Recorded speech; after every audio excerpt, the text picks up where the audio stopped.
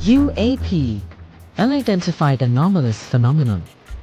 Are they extraterrestrial, interdimensional, time travelers in origin, or are they simply a result of top-secret military projects, false flag alien invasions, Sci-Hop, drones, or other human-made aircraft? Join the discussion now on UAP Crossfire.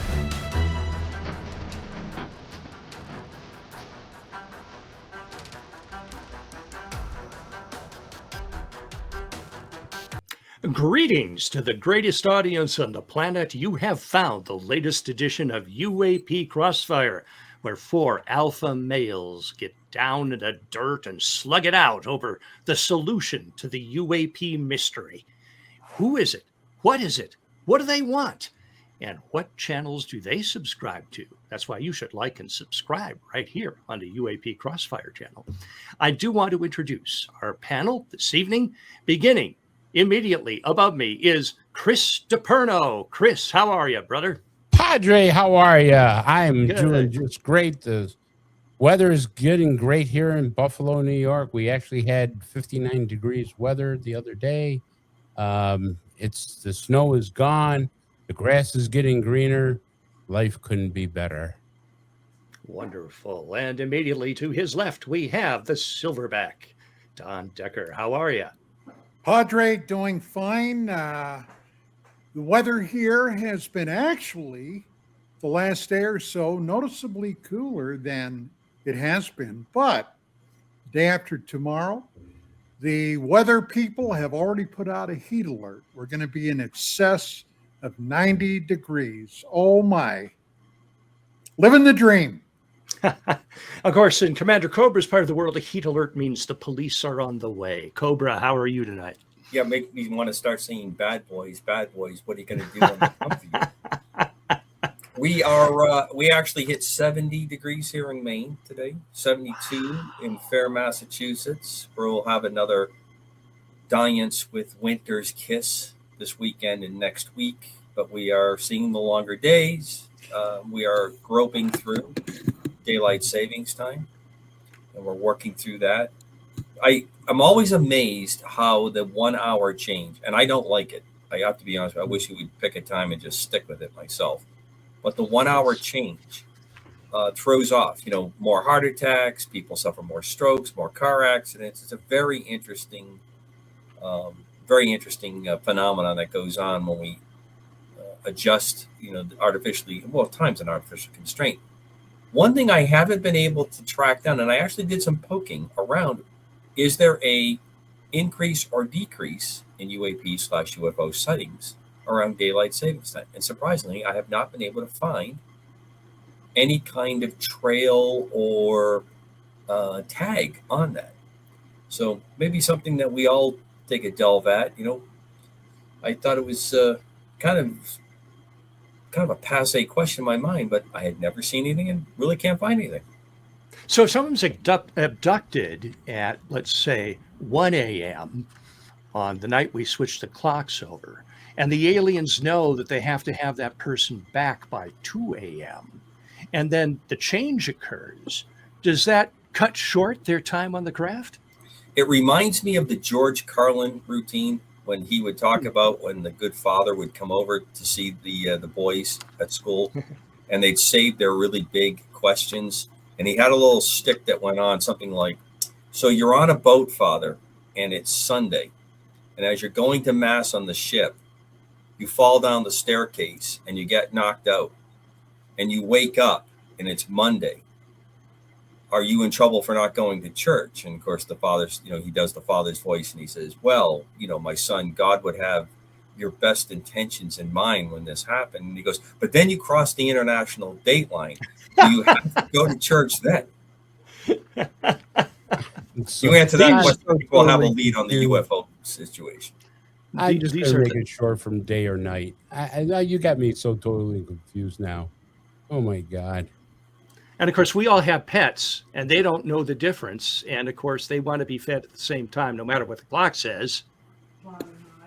So I have I've always been curious when farmers have said that, they hated daylight savings time because it screws everything up. And, the animals and stuff like that. So I don't quite still understand that. My critters know, especially in the wintertime, because the days are shorter, when they're going to be fed. You know, they know that just as the light comes up, somebody's probably headed to the barn during the winter.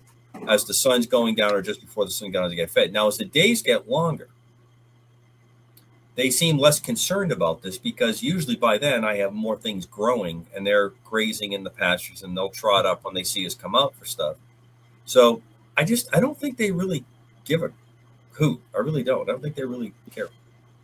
Do you all know where or why daylight savings time originated? I do. Anyone?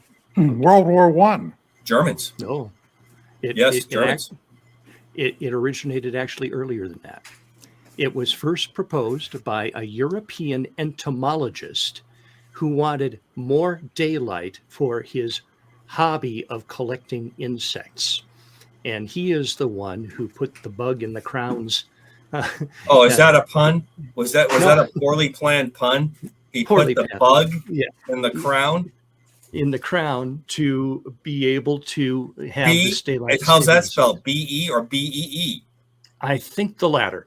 And then eventually Ben Franklin got involved in the States, and farmers decided that they liked it because they had more daylight, though, like you said, Commander, I think the animals just expect when the sun comes up. But we are not entomologists. We are supposedly ufologists. And so let us dive into the first topic of today's show, the Orb of Judgment. Gentlemen, this has been widely reported over Tehran, Iran.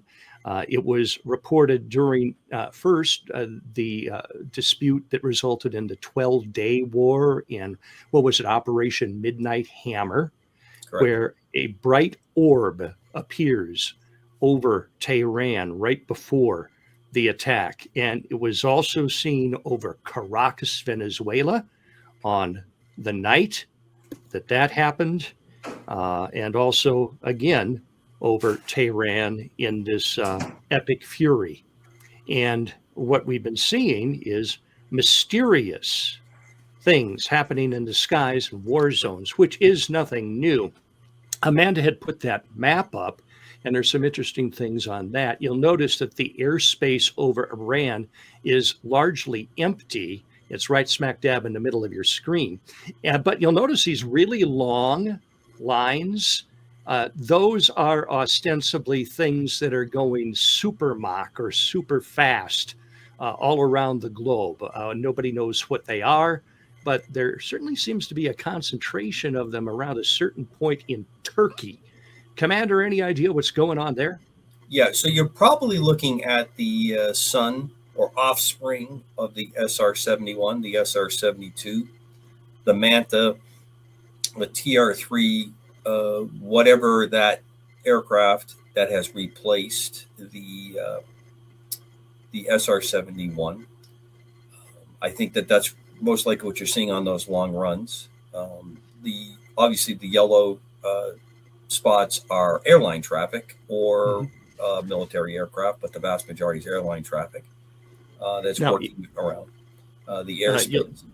You'll notice they seem to be originating or going to southern Turkey. Is that where we have an air base there? We do. It's like Turkey is there. It also might be where tanker support is for them. It would. I don't know how good Turkey would be for a low observable launch and recovery. If you also look at your lower middle part of the screen, you're starting to get into areas where we have island bases as well for some of the tracks. So a lot of times with the high fuel consumption that's required, these aircraft burn a lot in general. Based on the SR-71 experience, they burn a lot of fuel when they climb out, and then they immediately top off. And it's usually very specialized what's refueling them because of the types of engines that they use, the altitudes and speeds they fly at. You have to modify the fuel. So I would think that also lends a very interesting part that Turkey has been on the receiving end of at least two known public attempts by Iran to fire a missile into them. So that may lend even more credence, because that may mean it's an operating base that would help curtail activity. But I don't think the orb is on those flight paths, in my opinion. And Don, what do you think the Orb of Judgment might be? Well, at the risk of sounding conspiratorial, it would sound or appear as if somebody is keeping tabs on us. Okay. Somebody unknown. I don't know who, but somebody obviously is. If it was over Venezuela, if it's over Tehran, over other areas of conflict. When I was in Vietnam, we also had those types of occurrences upon occasion. So yeah, I would guess that somebody, person or persons unknown, just kind of wants to see what the heck is going on, and maybe what kind of toys we're using. Mr. DePerno, do you have an opinion on the Orb of Judgment? Well, during the course of history, we've always seen orbs during military conflict.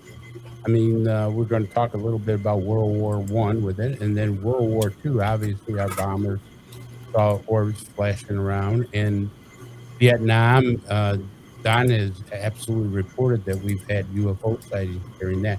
So it wouldn't be surprising that pilots are probably seeing orbs right now, or off naval ships, they're probably seeing orbs. Because they probably aren't studying us. So look, I mean, they come here, and I don't think they're here on a pleasure cruise. Let's go see the Earth for a vacation. So I think it's more of a scientific study, and they want to know and say, how violent are these people? How are they going to destroy themselves? Which at sometimes it looks like we do that.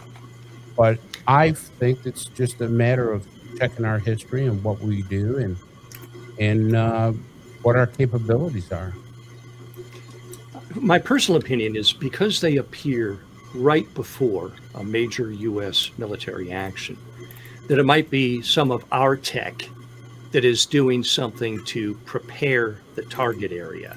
Maybe it's neutralizing communications, launching a cyber thing, or some other kind of woo technology that is being used to prepare the way for our bombers, jets, and soldiers to fly into these contested areas. You think that's a reasonable assumption, Commander?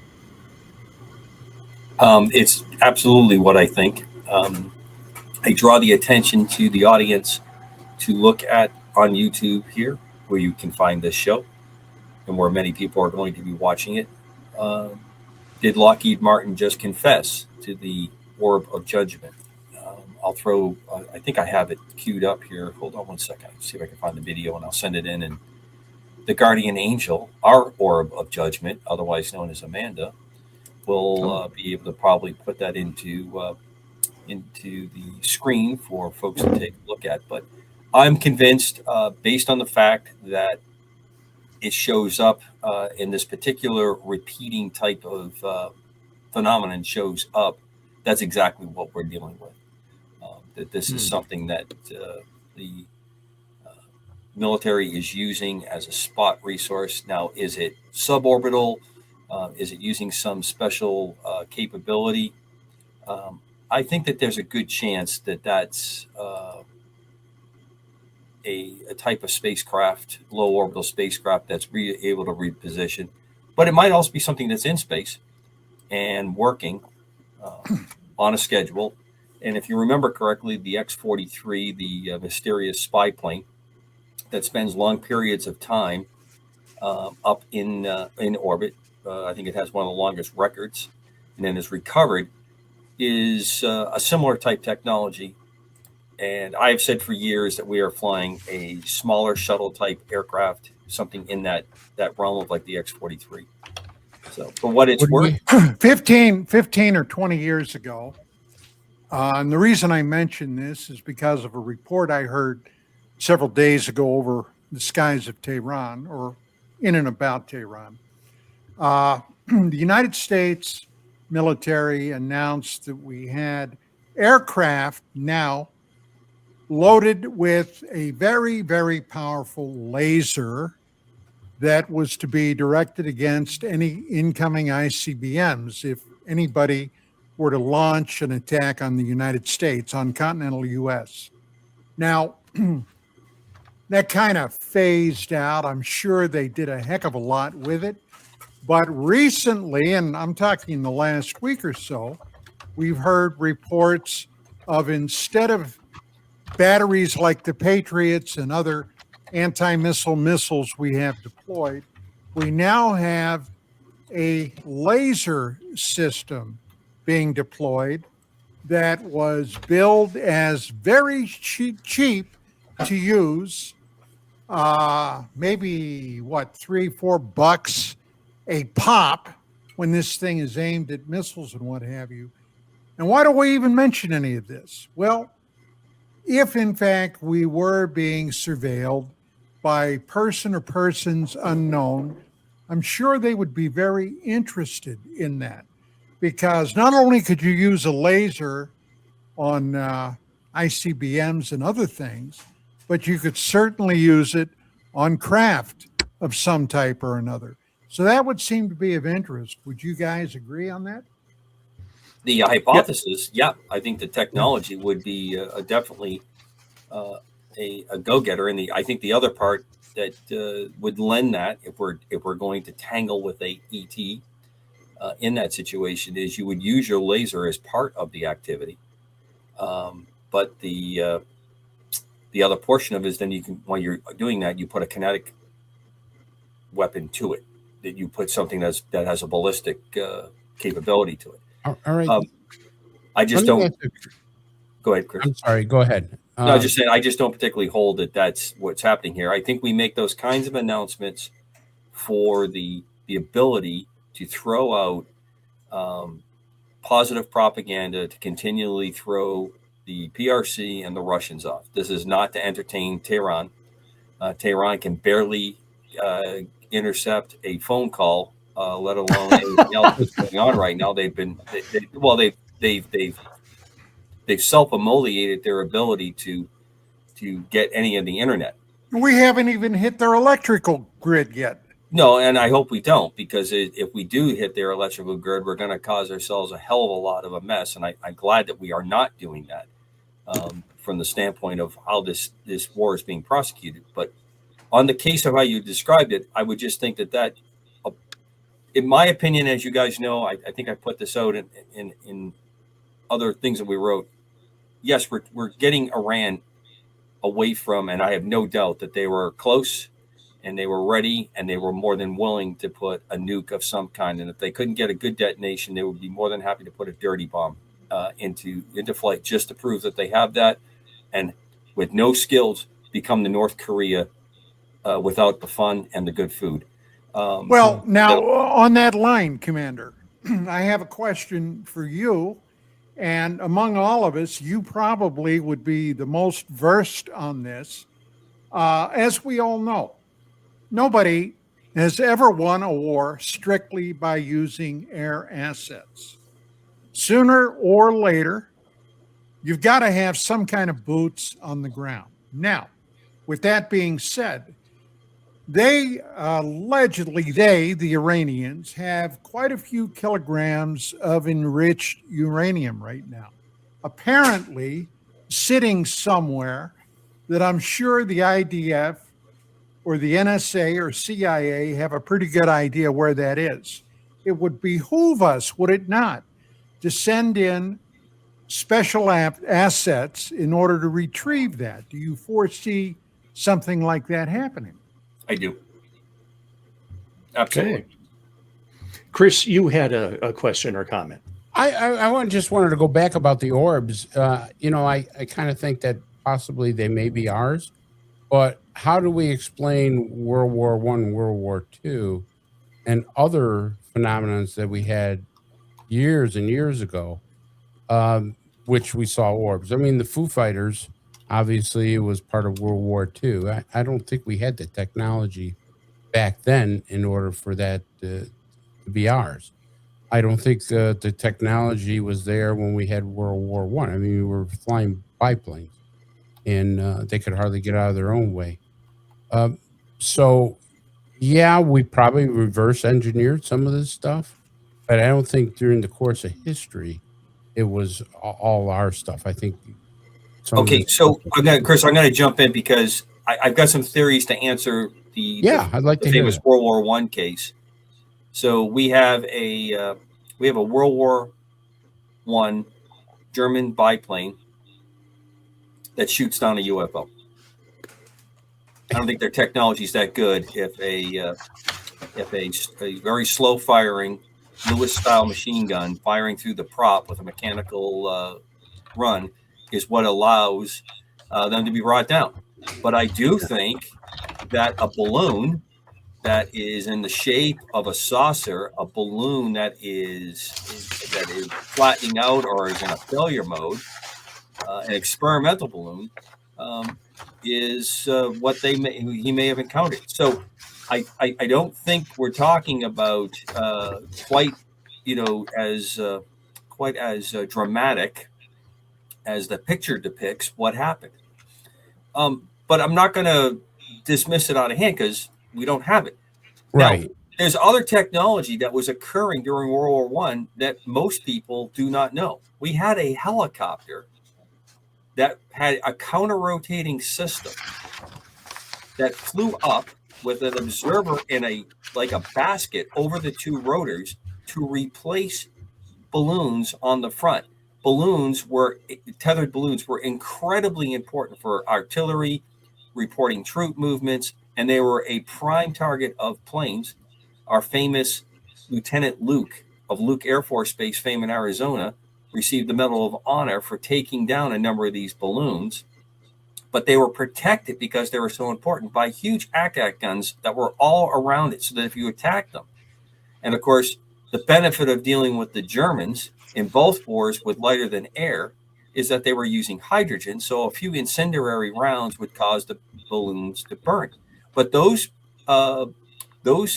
counter-rotating rotor capability didn't go very far, but they actually were flying a helicopter-like device with even an ejection seat kind of capability that would allow that basket to throw the occupant out clear so their parachute could open and get clear.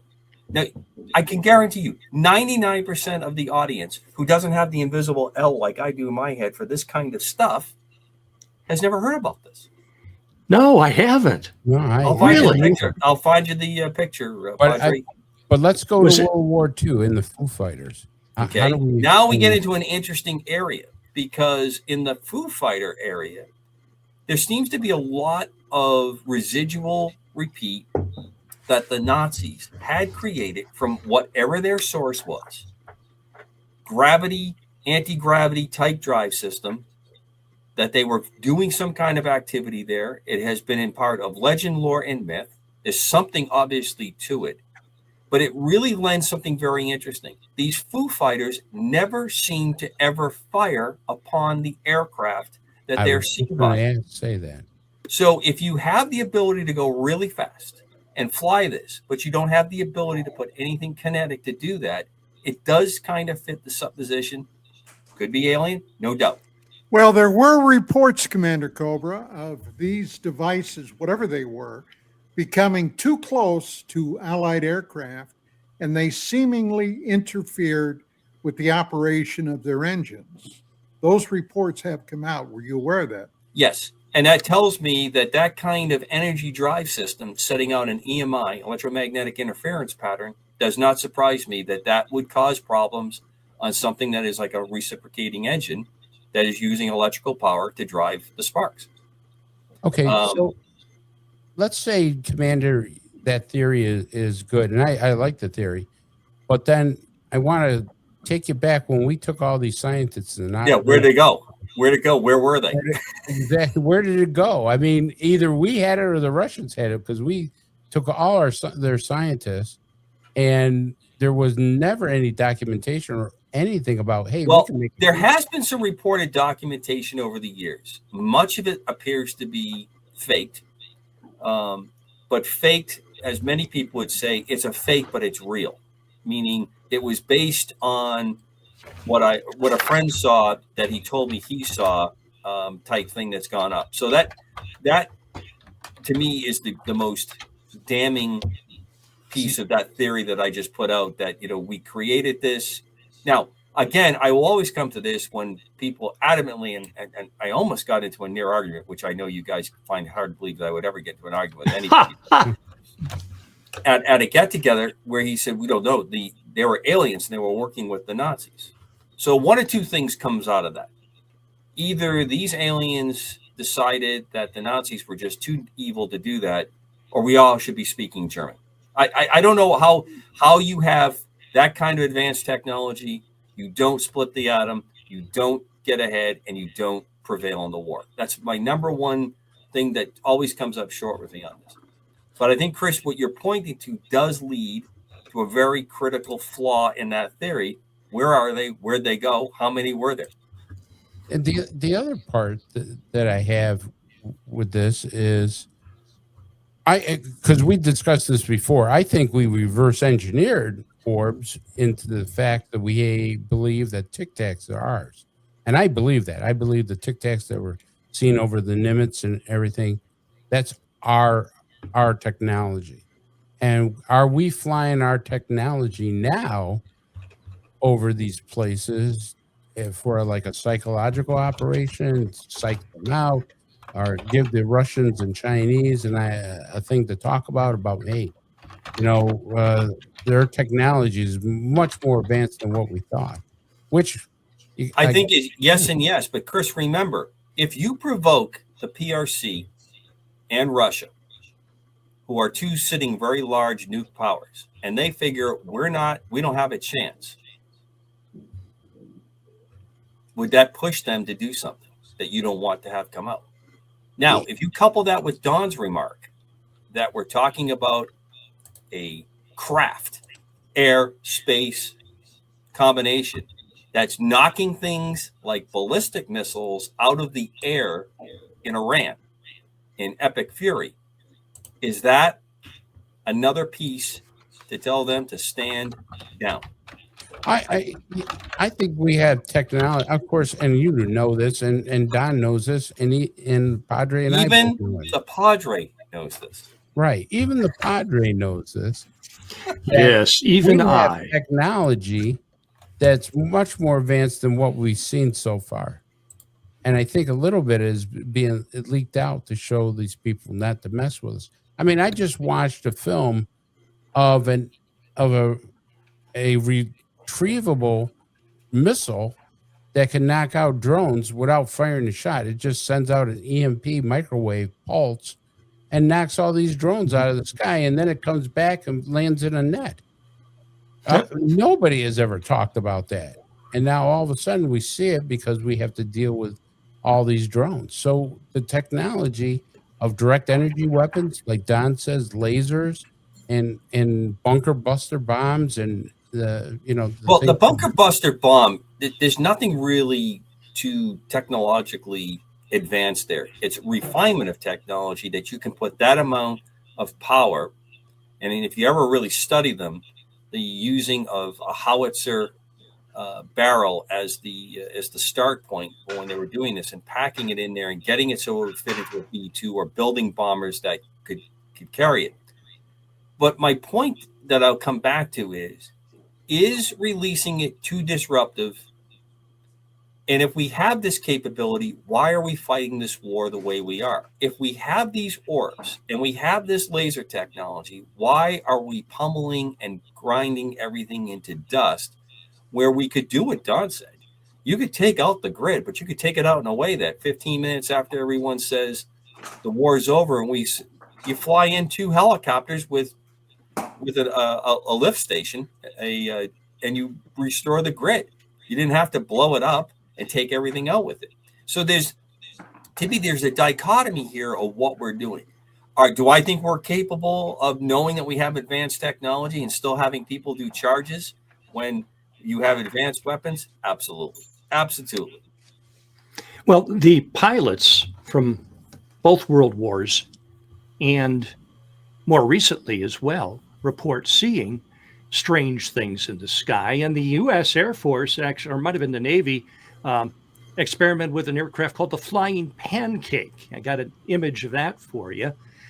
This was made by the same company that made the bent wing Corsair fighter, the F-4U Corsair. Correct. And this particular aircraft you're looking at actually did fly. Oh yeah. But it wasn't a VTOL. It wasn't vertical takeoff and landing. There was some roll to it, I think. But Commander, tell us what you know about that aircraft, because So the idea of that airplane is what the modern naval VTOL aircraft, better known as the helicopter, now is used for. It was designed for small deck aircraft. The theory was you would have something that could take off nearly vertical and land nearly vertical.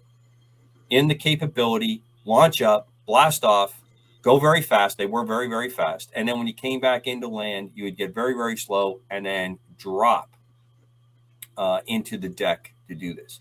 And what they wanted for was for convoy support. And then after convoy support, they wanted it for the Pacific so that they could engage any fighter or bomber activity that came towards large formations of ships. Because the Atlantic was much more moving cargo and then trying to fight off the wolf packs, the subs. And then in the Pacific, it was the massive moving large amounts of Marines and then follow on Army forces. And they wanted to be able to protect that and be able to go forward with it. The plane did work.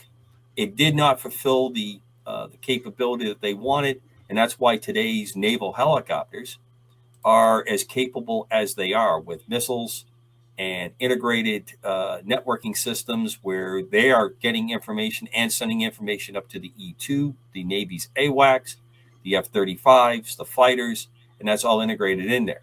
And eventually, I think it's going to be replaced by a, for lack of a better term, a V-22 type aircraft.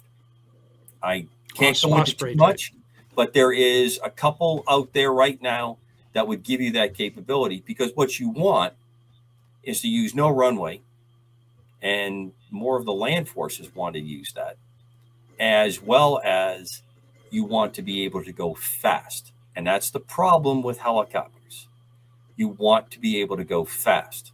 And unless you flew the advanced helicopter that I was part of years back on the X-49 or the X-2 that led to the Sikorsky Raider, you're not going to be able to go fast and have significant range. But that was a very capable aircraft, especially for the time, but it was just not going to fit the needs in numbers that was ever going to quite work. I think it would have been interesting if they had made it into small carriers. I think they could have put a lot of them on a small carrier and got what they wanted, but I don't think they would have got better punch, better kick than they did out of Corsairs and Wildcats and aircraft like that. Now, more recently, as this directive to release files by President Trump on UAP, one claim that I read by a pilot that was filtered out as part of some of these beginning to leak was the claim that he engaged with a UAP and was actually quite shaken by it, claiming that it looked like a Klingon bird of prey. Now, sci-fi fans may mock that, but this is actually, I think, was a model prototype that several years ago Boeing was working on. Well, I'm gonna just give a quick correct. This is a direct product from McDonnell Douglas Phantom Works, which is now part of Boeing. McDonnell Douglas merged with Boeing. Okay. So that's what the history of this is. And this did fly, and you can see it at the National Museum of the Air Force. So it did fly. Absolutely. Do you know anything about what were they going to use it for? Was it just? It was a demonstrator for some advanced technologies. It was and you're going to see some of those capabilities are going to show up in the F-47, no doubt. I wonder when we'll get our first look at that. That's interesting. When Let's did move that on. bird of prey come out? Maybe we already did. When did that bird of prey come out, though? I think it was right around late 90s, early 2000s. Early 2000s. There's another aircraft that looks very similar to it that did not have a pilot in it. It was flown by a pilot on the ground. And it was a little bit smaller, and it was another advanced demonstrator. And it also was to provide the ability to pull high G loading and not have systems on board so that the human occupant didn't have like anti-G protection. They wanted to keep the weight down so that they could take the critical analysis of aerodynamics with it. But I'm almost sure the bird of prey was flying in the late 90s. Anything that we can do in our prototypes to make them look like familiar science fiction aircraft, I endorse. I look forward to our first X-Wing. Now, well, before we go on, just one question. I want to ask Commander Cobra something he may be aware of. The end of the month, I have a anniversary coming up of my team being overrun in Vietnam, and right before that, we had an influx of a ton of Soviet T-54, 55 tanks coming down the highway. Pretty so impressive. That was a very, very bad weekend for everybody involved, huh? That's a pretty impressive piece of armor. Yeah. Well, my question is this, and I just saw a reel on it the other day, but the A-10 Warthog would have been a dream aircraft for us in that situation in 1972. And of course, they were not around then. But you ask any grunt, and I have over the years, especially from the Middle East, when they get into some real bad trouble, the A-10 could be truly an angel of mercy for our guys, not the bad guys. And they would come in and chew up the landscape. But the Air Force, for some reason, has never liked that aircraft and have been consistently trying to get rid of it. Do you know any skinny on that, Commander? So I could give you about a 2-hour discussion on that. I've worked with a lot of A-10 pilots over the years. So first, the mission kind of went away. The Air Force has never really seemed to embrace or enjoy doing close air support as a entity, as a service, or doing it the way that the Army or the Marines would like it to be done, if that makes sense. So there's no doubt that the A-10, highly capable airplane, purposely designed, has incredible survivability features, worked great, and it was a great airplane. But it didn't fit where we thought we were going with air warfare. And quite honestly, I think that there was just an institutional belief that fast jets can do what needs to be done. In my day, in the 80s, the A-10 and the Cobras, as they slowly were being supplemented as the Apache came online, was designed to hold at the forward line of contact at the FLOT, and then we were going to have second echelon strikes, F-16s, F-15s, F-4s, the Allied NATO fighters trying to hit the Soviet forces in echelon as they were in assembly areas to come forward. That was the plan of how we're going to close it. That changed when stealth came on board, because stealth said, well, we don't have to fly real low. We don't have to pack everybody 500 feet below using terrain to mask, because we're going to be able to go up against the integrated air defenses, the IAT. And then you had specialized airplanes that came in to do nothing but suppress the missiles, so that those weapon systems.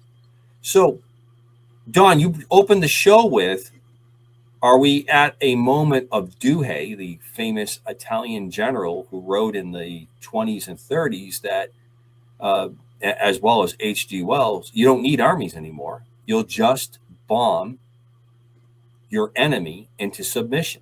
Whoever has the bombers will be able to dominate, and you don't need to take turf. So in part, I think that that's one of the things that's kind of squelched the A-10. It did not fit the rest of the package well, but yet the Air Force would not allow that airplane to go to the Army. I think the Army could have done a lot with that airplane. The Army did a lot with the OV-1 Mohawk. The OV-1 Mohawk is credited with taking down a MiG in Vietnam when they still were able to carry rockets. And it was never recognized until 20 years later, because politics. We're not going to allow the Army to have fixed wing.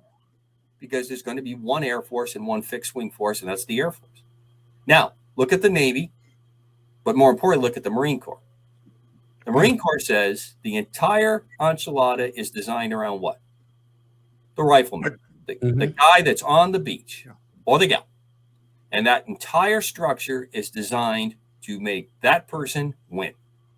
So if you're flying an F-18, if you're flying a Harrier, or now a Lightning II, or a Cobra, or a Huey, whatever you fly. I mean, the Marines are even arming their V-22s and their C-130s. Now, why are they doing that? Because in their philosophy, and it used to be the philosophy of the entire Naval Air Forces, everybody was a shooter. Whatever you did, drop torpedoes, were a fighter airplane, were a carrier-based bomber, everybody was a shooter. A rifleman, yeah, everybody. Well, no, I'm talking about the aircraft, Chris. Oh, okay. I'm talking about, and that philosophy is now slowly starting to creep back into the Air Force. No tanker should be flying anywhere near Iran without a protection missile on each wing.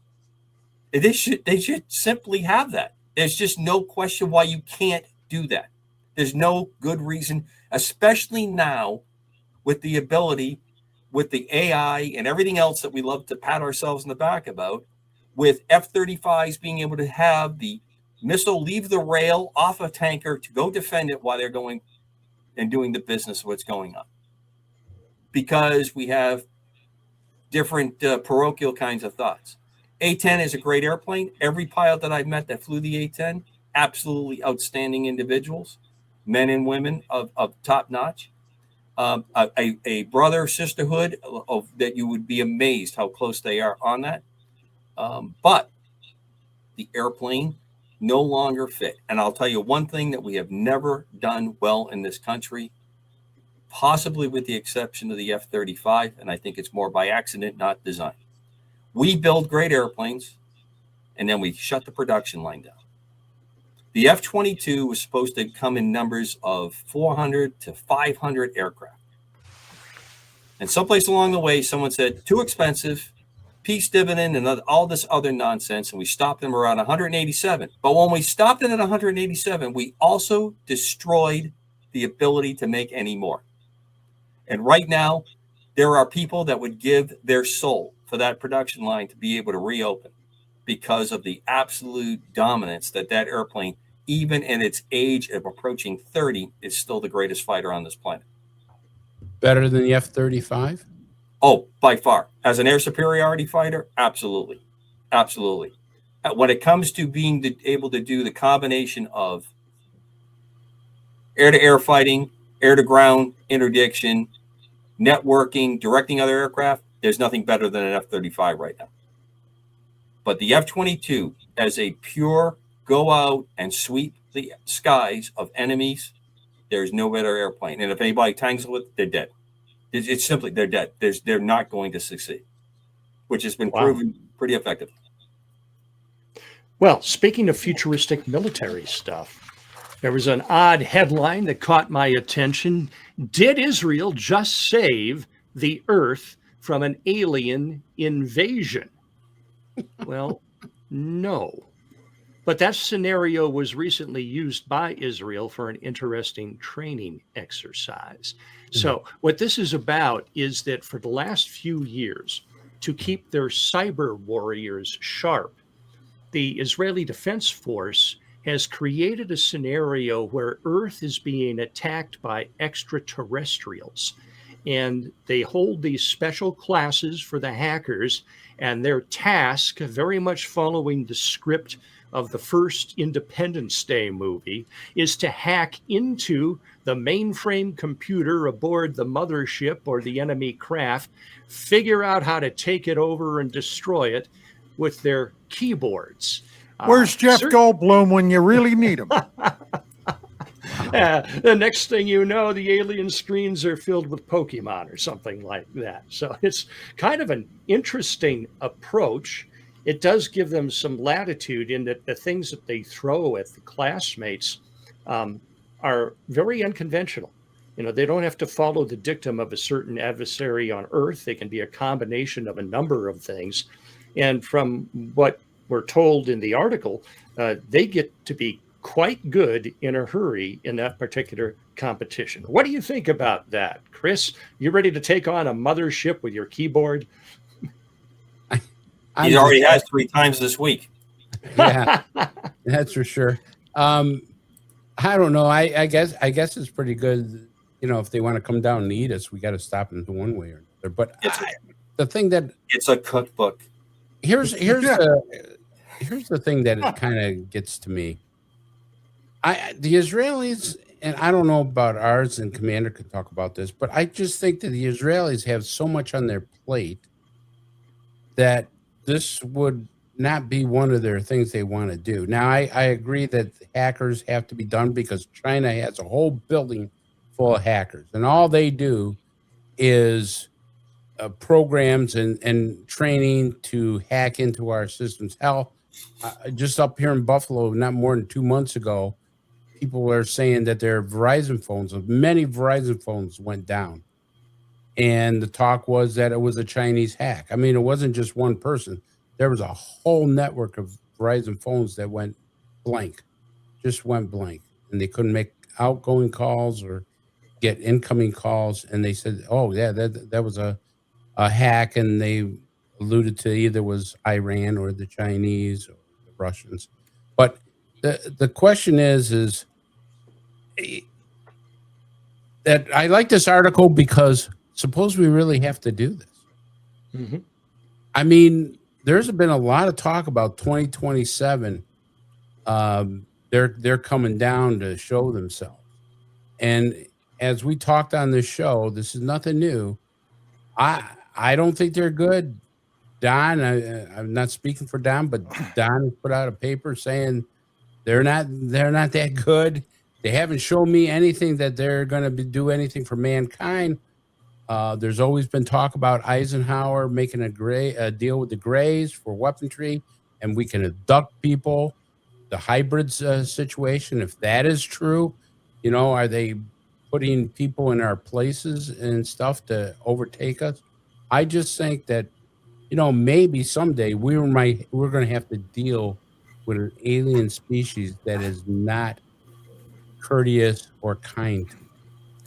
You know, I always kind of take a step backwards when I hear these time frames, because I go back to the latter 1980s, and at that time, okay, the big story that had come out was by airline pilot John Lear, son of William Lear of Learjet Sigler Corporation.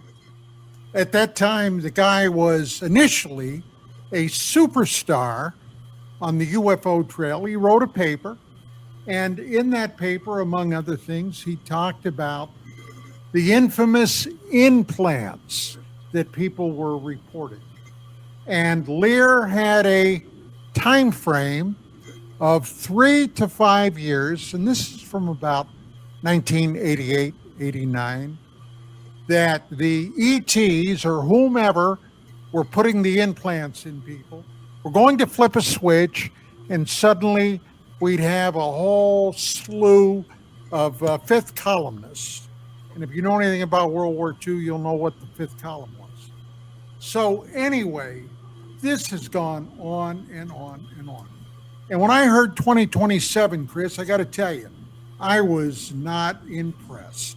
If you want to impress me, show me the mothership coming in over NYC or LA or Houston or Dallas. Then I'll be impressed. But until then, I'll be impressed with that, though, Don. I mean, but there's always disinformation. We all agree on that.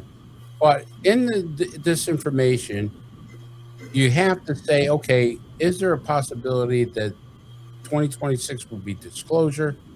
Once people accept disclosure in some form, I'm not saying it's going to be, the president coming out on the White House lawn going, hey, yeah, aliens are among us. They're walking among us. They're doing this and that and whatever. I think it'll be slowly brought out. But if that happens, if they actually acknowledge in some way this, does that mean they're getting ready for an arrival? You have to think of that in your back of your mind, that if they actually do that, are they preparing us for an arrival, for a large encounter?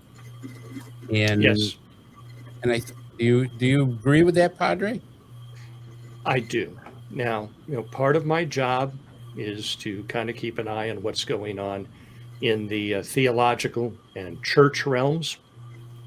The prophecy watchers, not necessarily the group by that name, but people who pay close attention to prophecy, are absolutely convinced that somewhere along the line in the very near future, a nuclear weapon is going to be detonated, whether it's in the US by a terrorist or Iran lobs it into Saudi Arabia because they actually have one.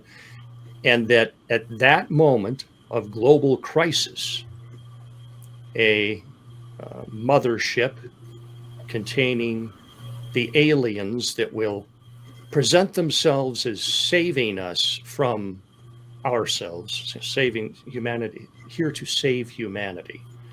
And that will result in the one world government, the Antichrist rising to power, and a great deception under the rubric of a new world religion, because they will claim to have been the famous religious personalities of old, along the lines of, yeah, Buddha, that was us. The Hare Krishna, that was us. Muhammad, that was us. Jesus, that was us.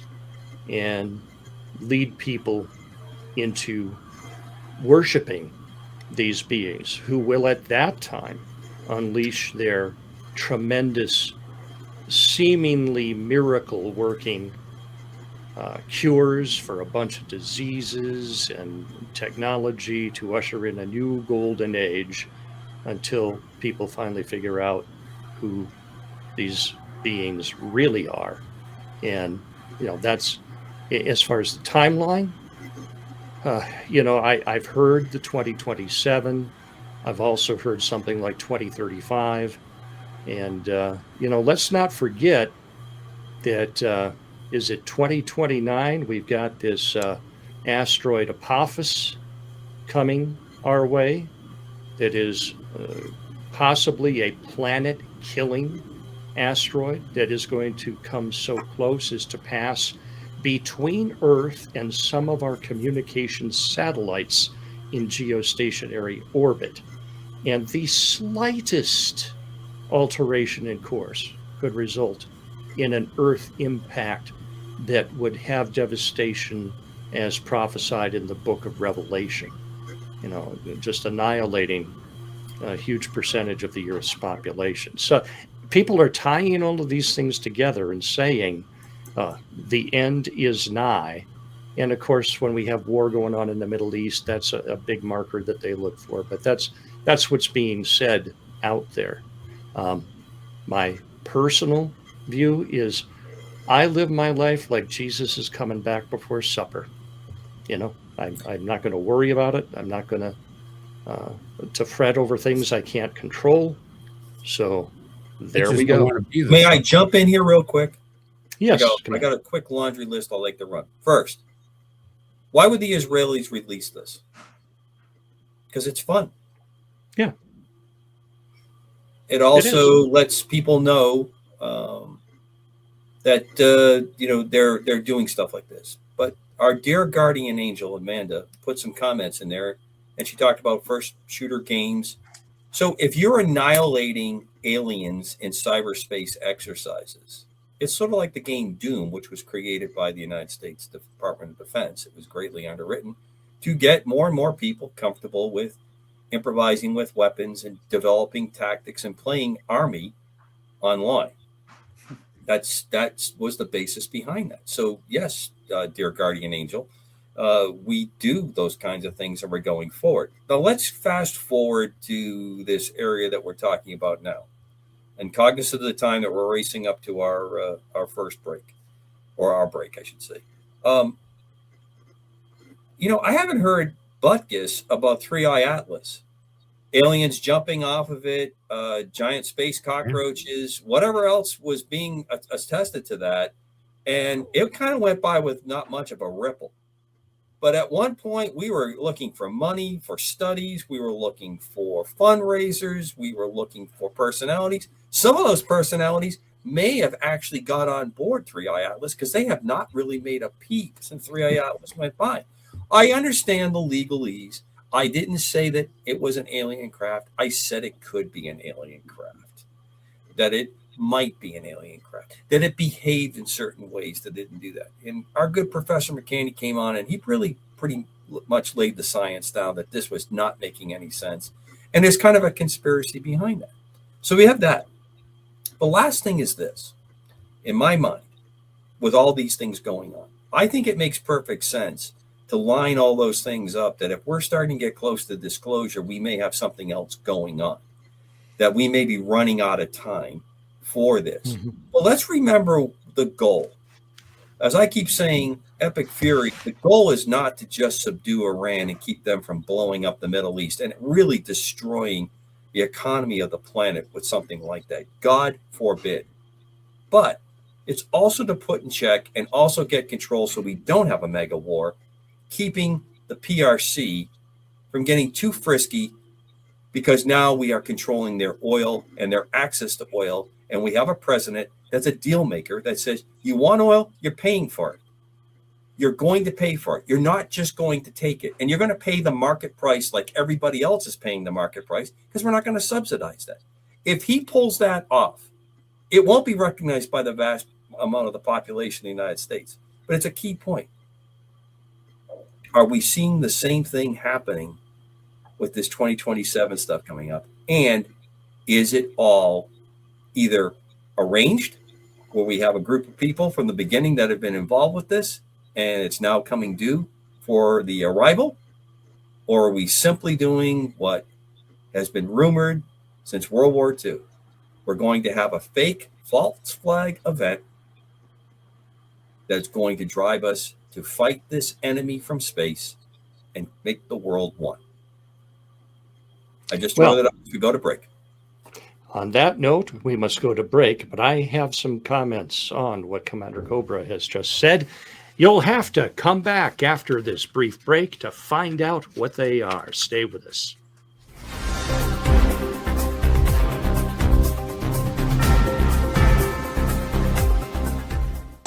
Welcome back to UAP Crossfire. Before the break, Commander Cobra broke the news that the video game Doom was developed by the Pentagon to train people in the weapons adaptation and marksmanship and so forth. Now, gentlemen, though not necessarily UAP related, did you see the news this week that a computer chip company has taken 100,000 brain cells from a human being, integrated it into a chip, and taught it to play Doom? What do you think of that? I just want to know if they have access to the BFG. My favorite, my son loved it too. And my son was so unbelievably good at that game. He could like link into it and make the round come around the corner and get me when I was hiding. The little bugger, honest to God. Yeah. Well, what the other one was the rocket launcher, Don. I loved the rocket launcher because you could just lob them all day long. And it was so fun. 10 or 15 years ago, Ray Kurzweil, who was a chief engineer at Google for a time, was predicting that we would reach a point that he called the singularity, the integration of human beings and machines. And certainly this company, which has created now this chip, which uses actual human brain material to carry out computations and calculations, and to do so, I might add, at a fraction of the energy consumption required by conventional chips, which is something that is desperately needed as we construct new data centers around the country. It comes at a small price, Bud, right? You just have to give them your soul, and you can have this. It's fantastic. Well, okay, expound on that. To give them your soul. Look, one of the things I argue about all the time, and we're seeing it right now, well, why are we, we don't have to put people into combat. We don't even have to have pilots in planes. We don't have to have sailors on ships. We can do it all remote control. I saw a Star Trek episode about that. It got so good that when you got the notice, you went over to a disintegrator chamber and you kissed goodbye everybody, and they turned you into ash, and I guess turned you into, fertilizing the tulips or whatever it was on that planet. This is nuts. Okay. This crap is nuts. I'm all about being able to do things that make life better, but people want to give up their humanity. They somehow want this to be better by their creation. And I'm sorry. And that's not going to happen. It ain't going to happen when our space brothers show up either. It's just not. In my world, it's not. Here, Mr. Kurzweil was saying that by the year 2030, and what we're four years away, that the singularity will have taken place and we will have the capability to live forever, but not in these shells. He was saying that when we reach that time is near for us to depart this mortal coil, the contents of our brain could be downloaded into an android and live on forever. Another Star Trek episode. I saw it. Yes. You can't enjoy a good steak. You can't enjoy pistachio ice cream. You can't enjoy sex. You can't enjoy with an android. Come on. Do you really want to live like that? 1984 said it all. And you're not. Terminator was released. You do not have a soul at that point. That is AI. So let's bring this into the UAP arena, because it has been said that the Greys do not have a soul. They appear to be soulless beings. They're little vegetables. They don't Carrots that move around. Got it. Pork chops, Chris. They're pork chops. No. They're this was told to me by somebody who actually was at Area 51, and I was stunned by this. But he was credible. He was with NORAD and everything, and he says that when they had a gray, an actual living gray, they brought in botanists because apparently the grays absorb protein through their skin. It's sort of like what a plant does. So they had to bring in a bunch of botanists to figure out. John Lear said that in 1988. And stuff. And so that even makes it more credible. I didn't know that. So not only do I believe that what Commander said, they don't have souls. These are plants. You just water them, put them out in a little sunlight, and they kind of grow to 3 feet or something. And they grow up a vine, and you pick them. I don't know. But and they're harvesting cattle in order to get the fertilizer from them, I suppose. Actually, they are cutting out the anal area. Actually, they make a paste. From what he said, they make a protein paste that they rub on their skin, and they ingest it that way, and they excrete the stuff through their skin. That's why they stay. So Lear said that too. These and I believe it's the small grays. They're described as I really want you guys to realize in this Lenten season how good I am being by not jumping all over the line about excreting it out their skin. I mean, I could go on a 15-minute routine right now that would bring the FCC to my house. But I don't know, but I've been on a 15 minute bender that we know. We have video evidence of that on the old show. Thank you very much. You couldn't get near me with my skin the way it was smelling, I could tell you that. But if a race of advanced beings technologically, I mean, if we're at this point now closing in on the ability to integrate man and machine to having intelligent, if not sentient, androids, isn't that possible that a race of beings that might be technologically advanced, many centuries ahead of us will have already crossed this threshold, and that some of these encounters with aliens are in fact with creatures that are remote controlled or autonomous by each other? Yeah, I mean, that's what your whole point about the Doom, and you picked up on the reason why I brought up Doom because of that article. I found it very interesting. I find those kind of things frightening when they come out in the press. that we're doing that. But if you have the ability to create worker bees, drones, whatever you want to call them, to do, most of that they have this fairly simplistic or a rather utilitarian way of getting nutrition to run it up. You add the chips.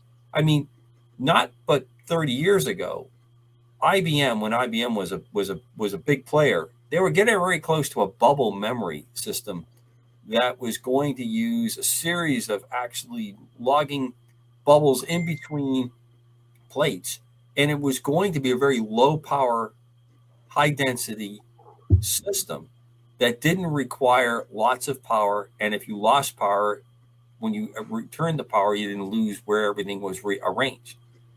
So there is a biological aspect that crosses over here that we think that's separate from everything else that we're doing in a metallic or a technology capability. And it's not.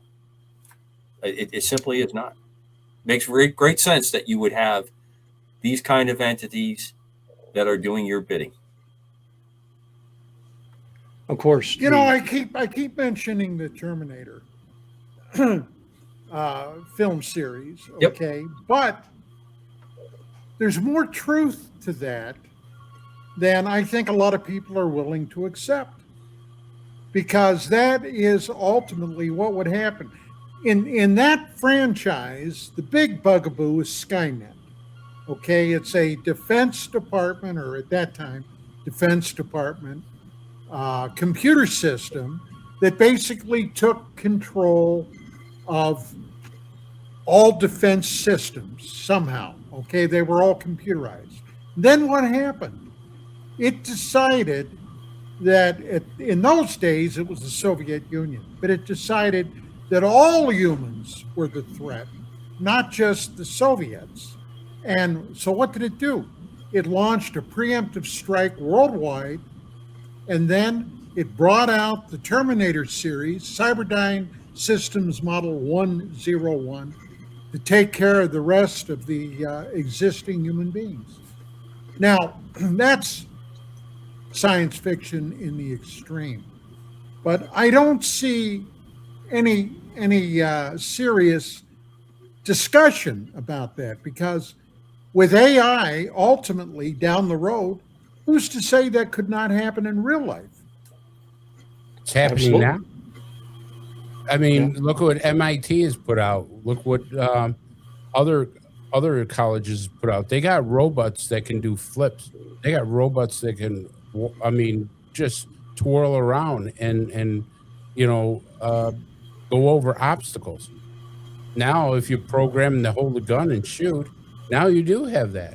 I mean, it's probably not like the Terminator that we know on television, but yet. But the big question is, when will AI, or maybe it already has, develop sentience? That is the terrifying part. So what you have here is the various grades of AI. There's the kind of AI we have now, which is kind of the entry level, and the next step up that Elon Musk thinks that we will have within a year now is artificial general intelligence.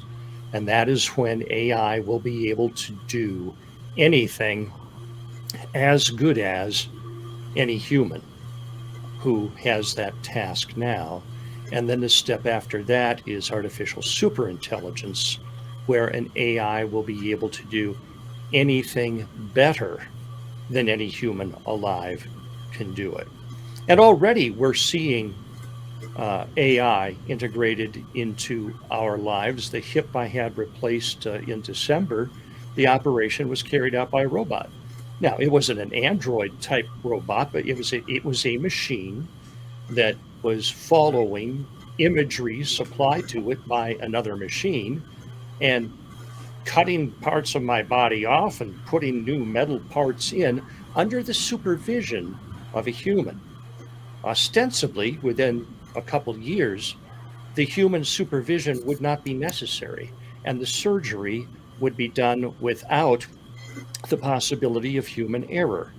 So we're entering. I got to call BS on that. I just cannot believe This is not created in a divine way. This is created by the hand of man. It will be flawed. We refuse to learn that answer. We refuse to recognize that. And that is what separates me from most of the people that I'm around.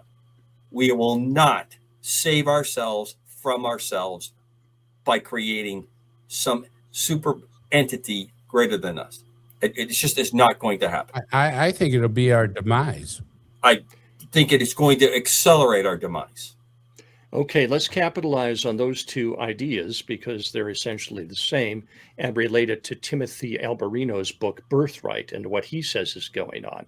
And he takes this all the way back to the book of Genesis, where the title deed of earth was given to humanity, given to Adam and Eve.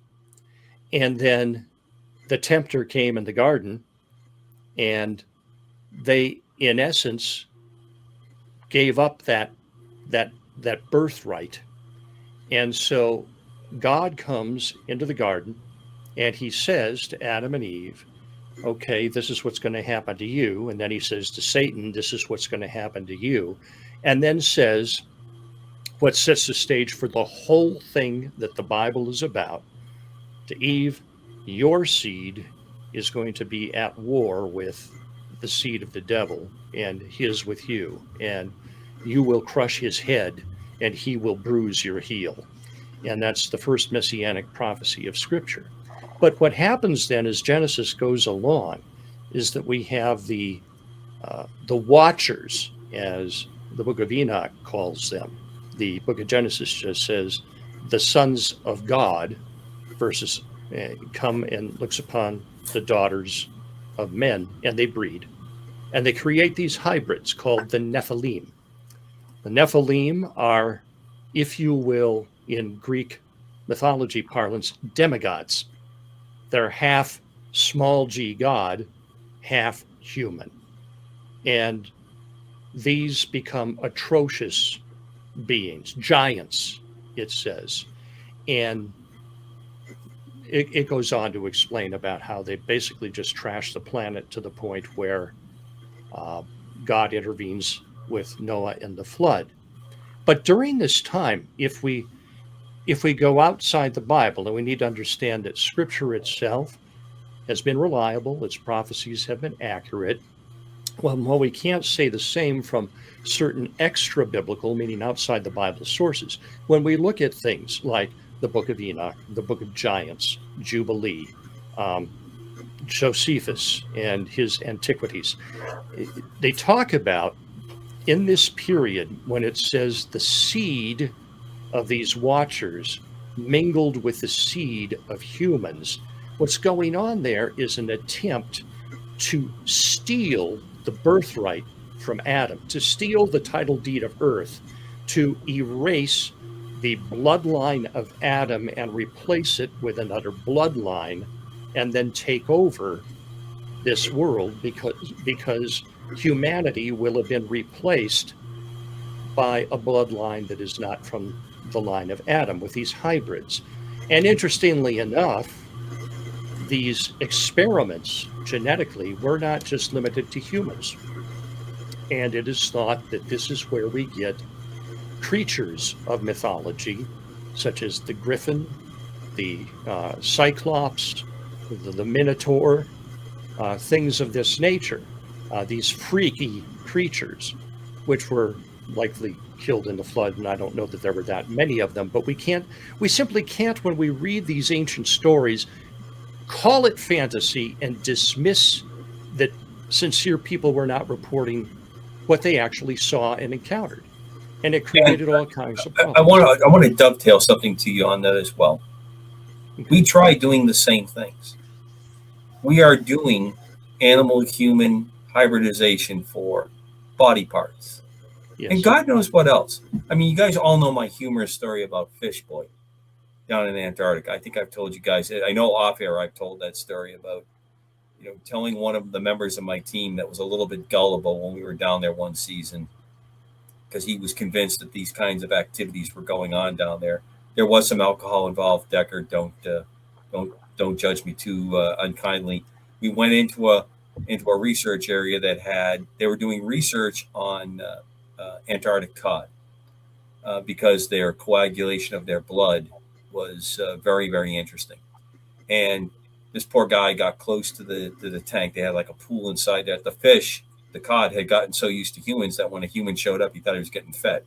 So he was swimming around, coming up. The guy could hear it. Most of the other guys were in on the gag. This guy's leaning over the pool. One of the guys has got him by the back of his pants. I finally got a light on. Cods have huge eyes, huge pupils because of how dark it is in the waters that they're dealing with. So when the light came on, and it wasn't very bright light, here's the cod up with its mouth open. And we've been telling this guy about Fish Boy. He's over the tank. He starts screaming and wailing in his arms. The guy that's behind him loses his grip. He falls waist deep into the water. His legs are still on the outside of the pool. He can't get up. The water's freaking cold, as you would imagine. And of course, the poor fish probably had a nervous breakdown and went on to the other side of this pool tank thing that's going on. And of course, coming out of there, we could not convince him it was a joke. He, at that point, said, "You're only telling me that because we weren't supposed to see this experiment, and we're hybridizing humans and codfish." And that's the Fish Boy. Oh boy! And of course, that gives rise to the mermen, right? But no, and so fast forward. Basically, what you're saying, Commander, is the enemy of humanity is still trying to do that, still Correct. trying to steal the birthright. And if we have mingled our blood, that means that in the downstream, we have continued to have some of those traces in there with us if this has occurred. Yeah. Commander, weren't they trying to take pig hearts and put them in humans at one time? They were using Pig hearts. They do that. They use valves. They take valves out of pigs and put them in. The pig and the human have a lot of similarities in the physiology, and it also is pretty good on not rejecting it. But they do use pig valves in humans. There has been, if you study Stalin between World War I and World War II, they were trying to create, with guerrilla seamen and women volunteers, they tried to create a hybrid soldier that they felt was going to go. Another one to look up. That one, Padre, I won't be searching for a picture for you. But I did send you a picture of the earlier talked aircraft that we were talking about from World War I. And then the Nazis tried that as well, as I recall. They tried that in a number of areas, which are pretty horrific when you find out the things that they did to internees in the concentration camps. There was some unbelievably barbaric. Thank you, barbaric experiments there, but there was a whole host of other activities that they were playing along with. And the Nazis also very thoughtfully introduced methamphetamines to their soldiers. You know about that, of course. And the pilots, Japanese. too. Yeah. So Yeah.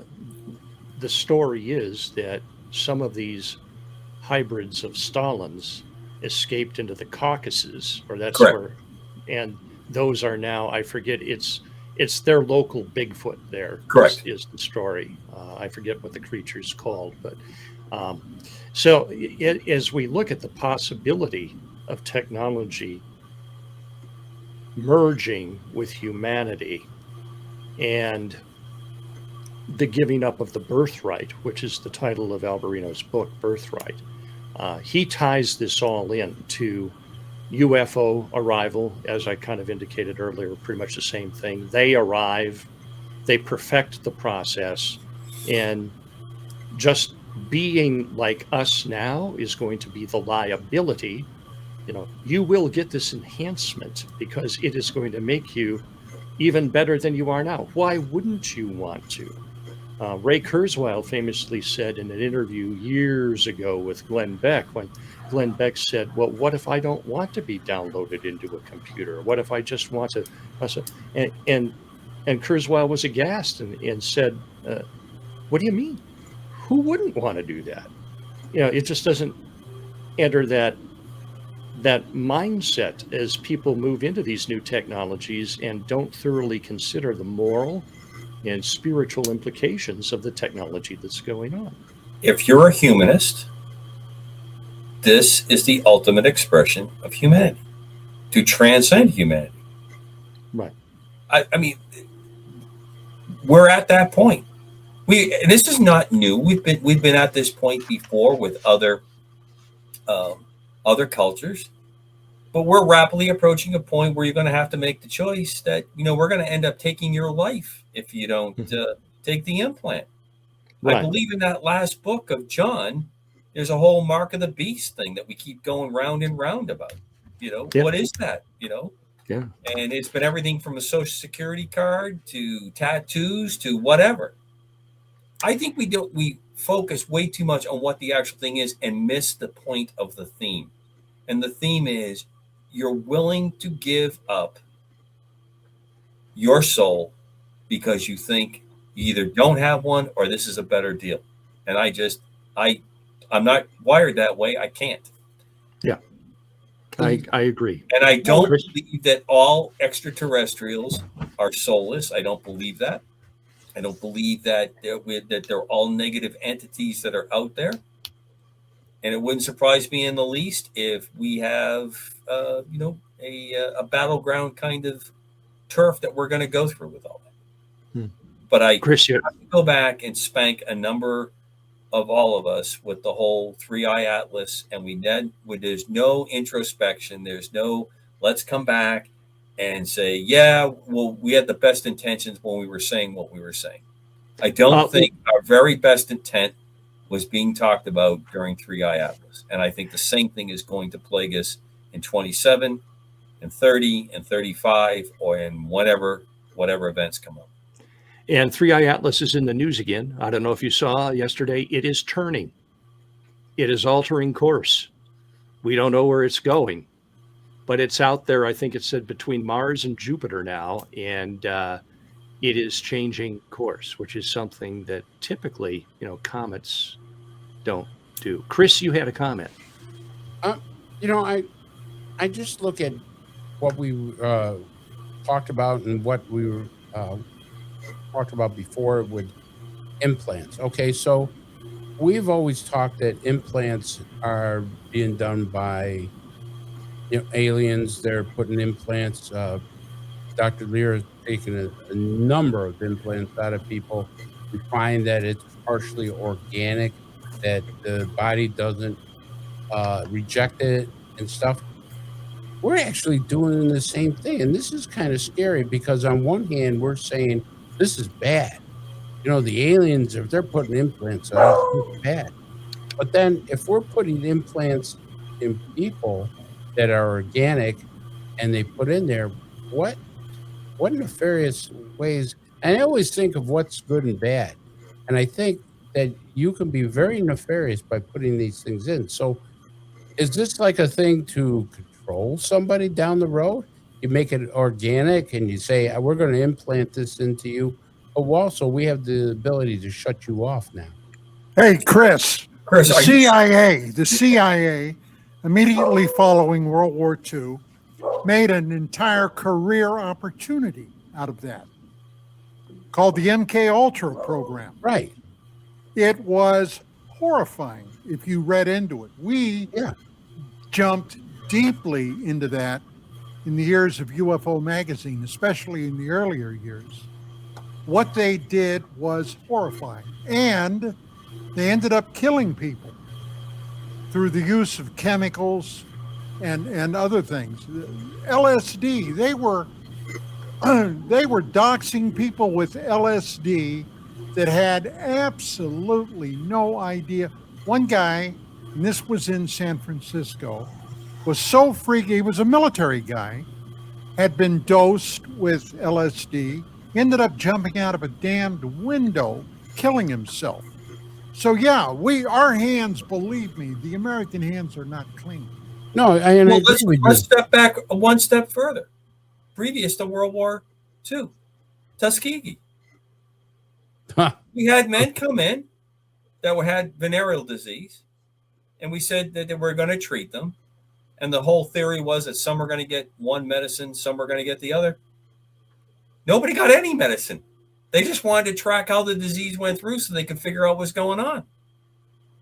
So most recently done with ticks and Lyme disease in Connecticut. Now you're hitting really close to home where I live, because I have to deal with that every day in the summertime and sometimes in the winter.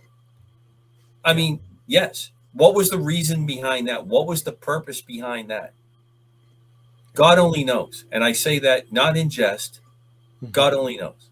I cannot wrap my head around anybody that would willingly do that and just sit back and watch these people destruct. I just can't imagine. Well, those Don, people were sociopaths. Absolutely. But Don, these are the same people that are telling you, let's plug into the net. Let's become part of the matrix. Let's live forever routine. Let's try this experiment. If you have no spiritual understanding, if there is no morality, then I think these things happen. Now, coming back to our prime theater subject here, I think this kind of conflict has been represented in reports of encounters with ETs. I think you have some that are demonic, that have this sociopathic kind of intent. And there are others, much smaller subset, that seem to talk about an almost empathetic, mentoring kind of thing. You're not ready for all this yet kind of reveal that goes on, which makes me think that there are, as we've talked about, multiple races. I heard the other night when I was driving on our famous show that's on in the evenings, coast to coast. A man had to find exactly how many they were, where they are, where they came from. It was very informative. I'm not quite sure what his source on all that information was, but he was pretty sure. I know that if I had put him on a lie detector, he would have passed the polygraph. He was that sure. Wow. Here's what I'm afraid of. And I think we're heading that way. So we're developing science, and in the beginning, we develop a science to, let's say, help people with,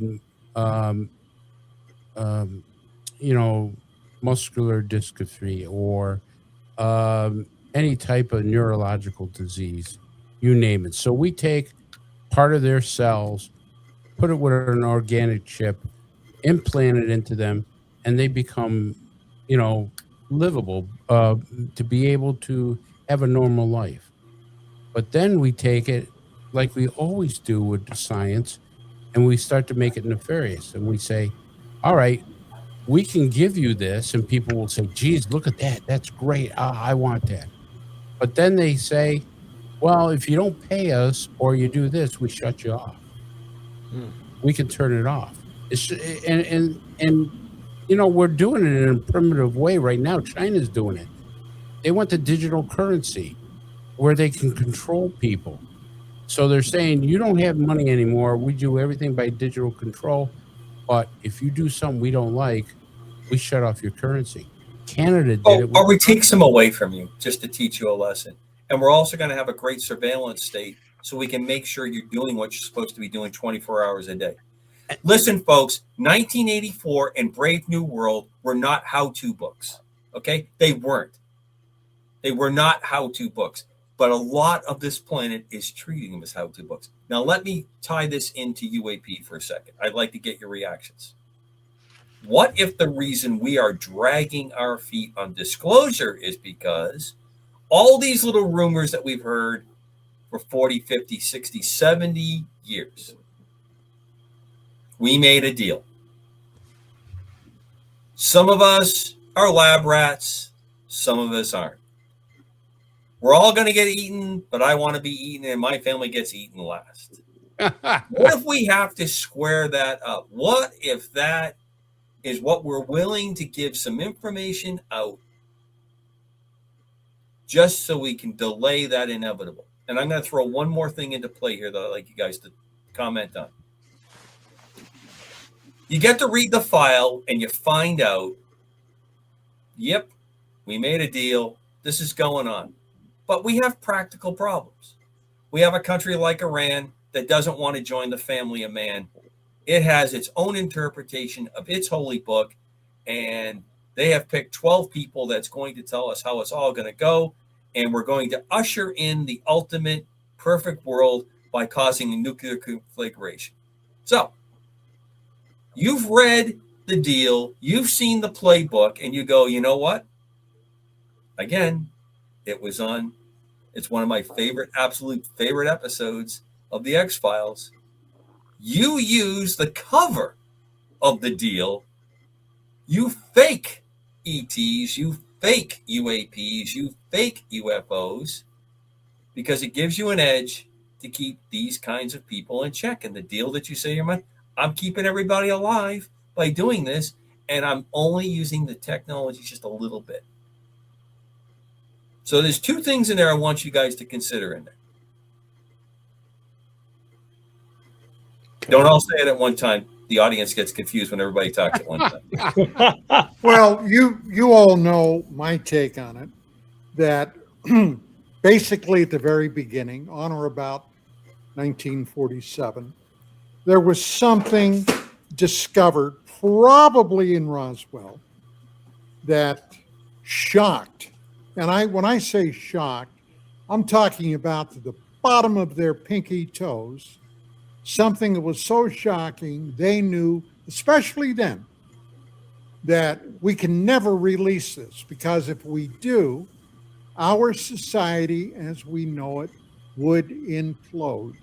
Now, 1947, just out of the most expensive, costly, lethal warfare in human knowledge. Okay, we started literally using horse cavalry, and within 6 years, we're dropping nuclear bombs. Now, that's one hell of a gigantic leap in technology.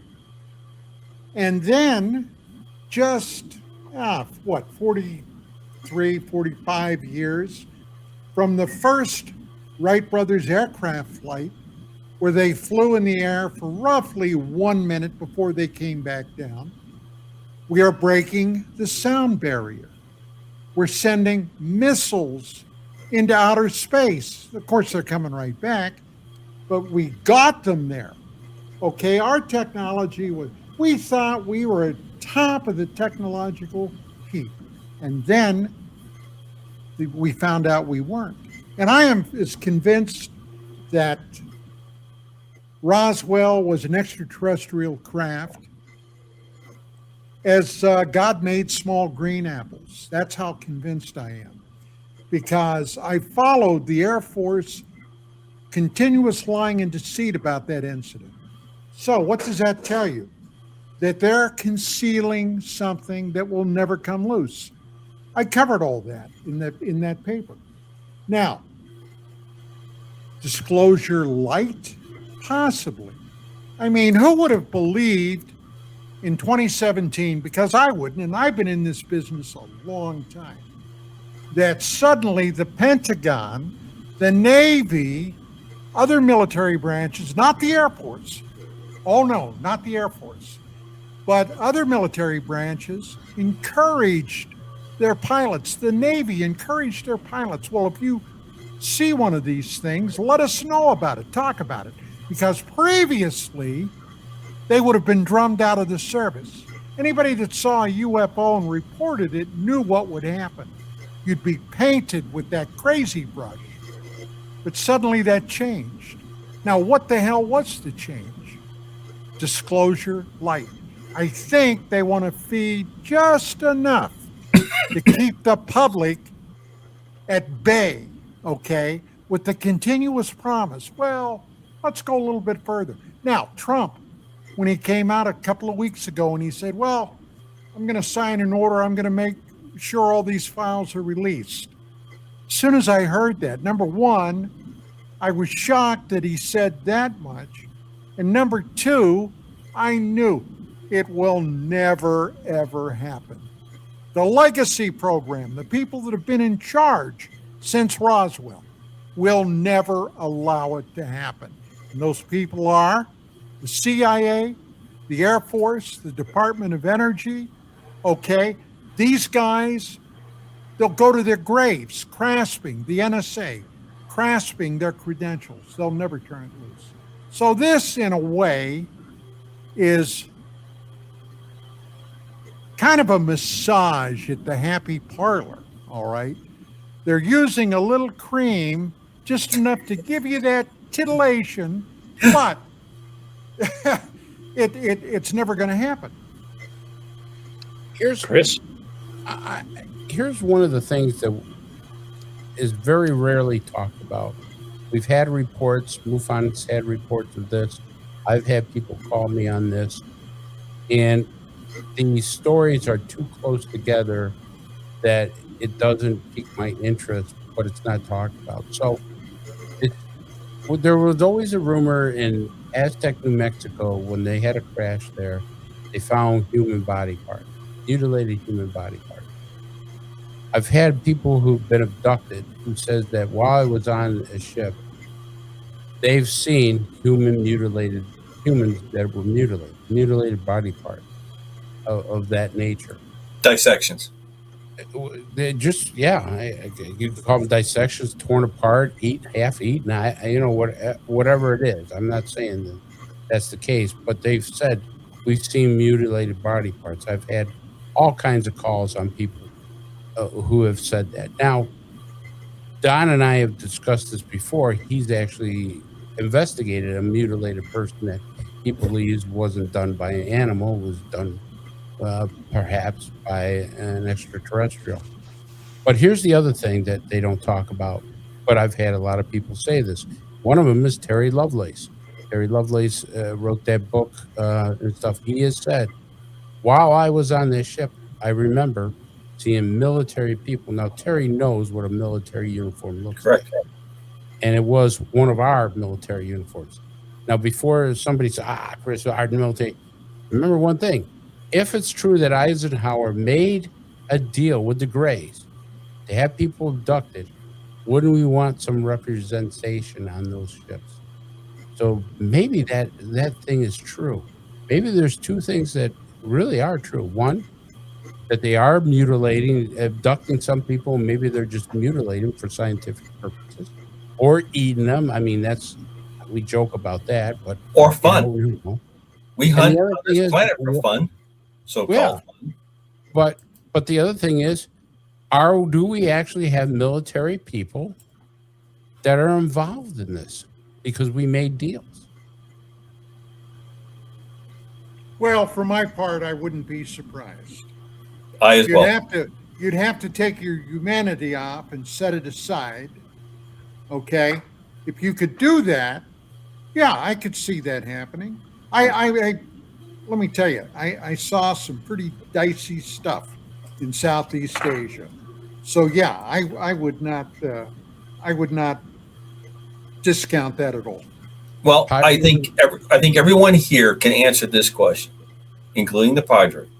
You have all encountered, either through personal experience or through your work, through your encounters with other people who have crossed that line, that have become sociopathic, have become psychotic to the point that they would do this. And there's an interesting mix that can be played here easily. We're doing this to save humanity. It's the age-old question. I'm not going to ask you for the answer to the question, but are you willing to answer this question that I put forward? It was in the movie Swordfish, in fact. Yeah. You can cure something, but you have to kill one baby. But you can save 100.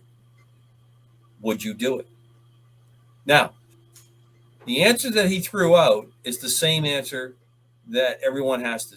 Yes, I can answer that question. You don't have to give the answer, but you see the conundrum when you're confronted with a question like that. I think it's easy to recruit people, condition people to do those kinds of things for whatever reason, Or motivated to what they're doing or coerced. or accepted. And that's what I think that could be happening to us. We're slowly digesting and accepting the narrative that they're putting out. Look at what the hell happened in COVID. Okay, it started creeping. Yeah.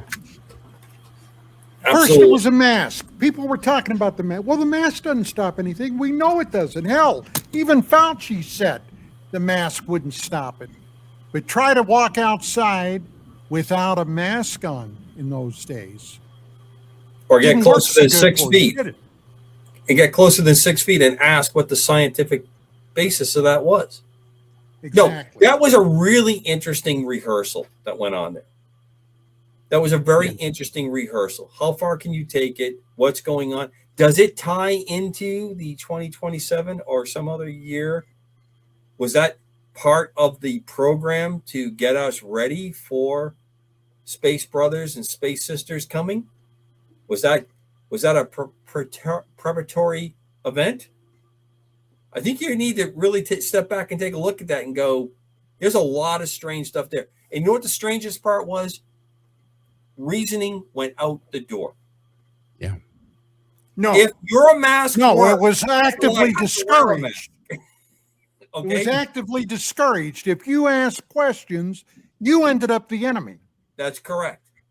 Now, what stage does that set that up? How quick did that event cause the kind of, nearly insane kind of behavior and the lack of the ability to question it? And again, I go back to 1984, Brave New World. They're not how-to books. We sure seem to be using them like that. 1984 for idiots. The four of us need to get together and write that little book. And of course, yeah, as our illustrious producer points out, it didn't take very much for people to turn on each other. Report your neighbor if they are violating the COVID rules. And you know what was most disturbing? When I was a kid, there was nothing in the world worse than being a rat. And a rat was a squealer. A rat was the person that would run behind your back and rat you out. And that person was, well, we didn't call it doxed in those days, but that's what it was. So explain to me, we've got two law enforcement officials here. I found it highly disturbing how quickly so many law enforcement police departments went along with this nonsense. Mm-hmm. Yeah. Well, they know and where there- the money came from. Plus, I think There- it's also, in some cases, the recruitment. I think it was the conditioning. I think it's the stuff that's gone on. But I found the whole thing, if you're able to emotionally step back and just look at what happened there, and the inability to ask questions, the inability to point to illogical things. Why are you wearing a mask? It's going to keep us safe. Okay, then why are we emptying prisons out if they can wear a mask and still stay in the cell? Stop talking about nonsense, Cobra. That's nonsense. That doesn't. Let's go. Didn't they do Let's that go a in the little Gulf bit further War? back. Let's go a little further back. How do you take a kid, 17, 18, 19 years old, grew up with a family, played ball or whatever, okay, graduated high school, maybe did a year or two of college, and he decides to go into the Army. Maybe the kid never even hunted. How do you take that kid and turn him into a lethal battlefield asset? Hand him a rifle and convince him to pull the trigger. give him Supposedly, sisters. No, huh? I said Say give again? him sisters. Give him sisters. Yeah. So, That'll teach John, let you me how answer to- that question a little bit. If you look at the World War II model, World War I model, the Civil War, what Dan was throwing in there a little bit, You were protecting family, your country. There was a proven method to go forward with that. We mass produced it, and we believed that if we didn't do this, we were going to be destroyed. Some of it was true, some of it was propaganda by the enemy. That's as old as Cain and Abel. That's not hard to figure out.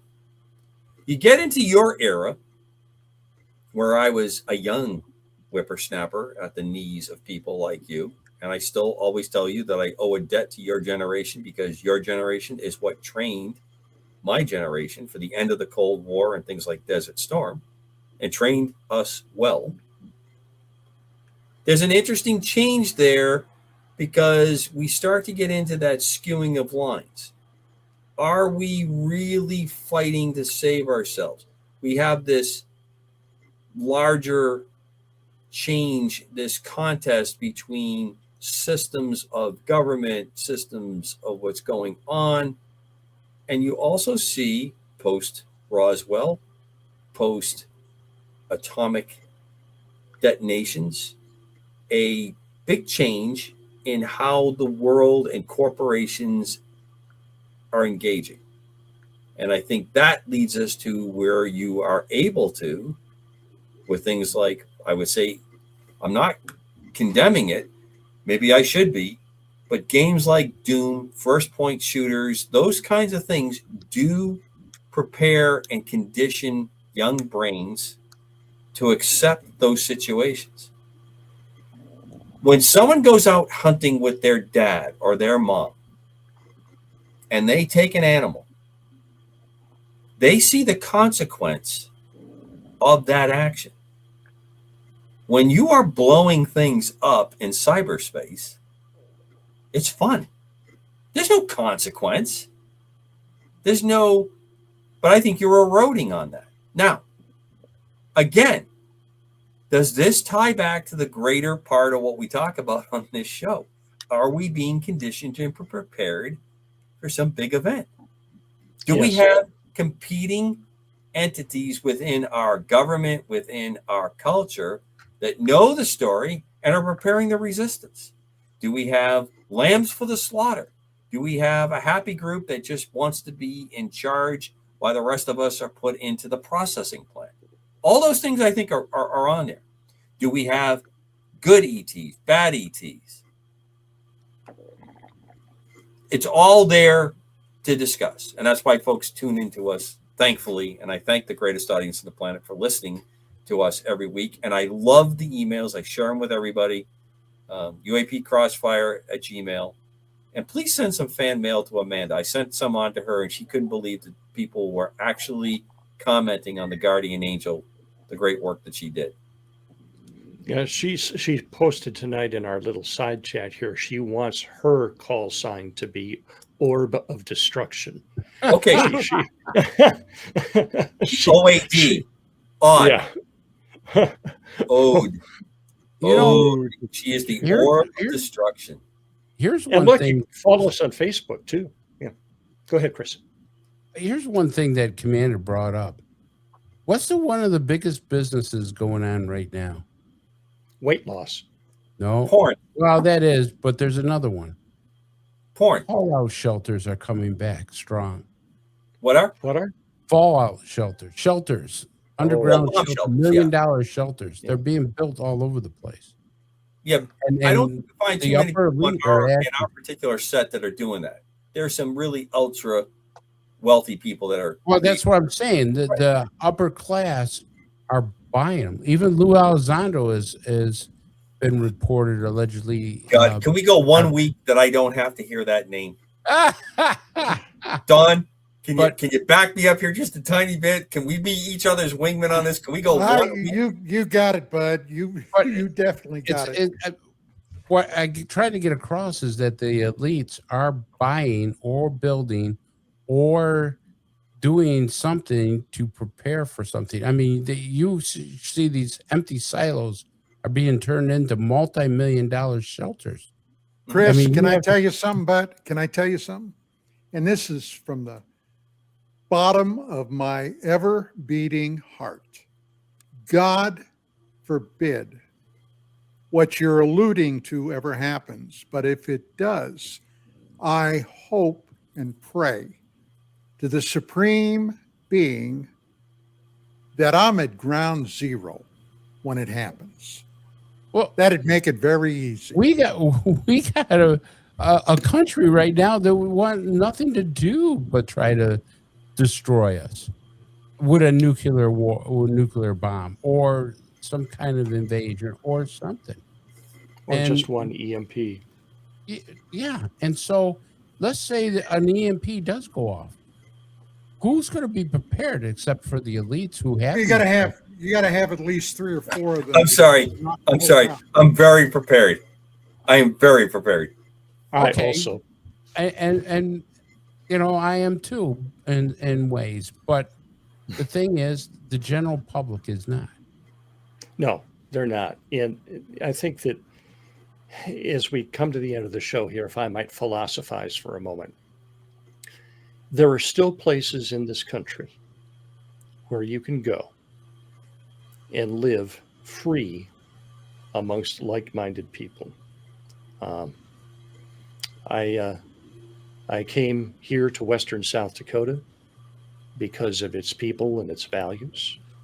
And there's a special relationship that exists in rural America as pertains, say, to law enforcement. When I lived in Western Nebraska, I had a small farm and I was friends with the sheriff.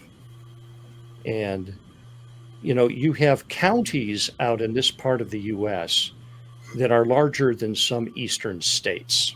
And that's a fact. Braggart. And these large swathes of land are patrolled by maybe 10 officers. And again, they're the size of a state. And that, you know, might have 4 on duty on a given shift. And so when COVID comes to a small rural community like that, and you get this edict that says, you don't go to church, you don't open the restaurants, what happens? You don't go on your porch. The cafe is open at sunrise, as it always is. The guys are sitting around. The sheriff is in the pew next to you at church on Sunday.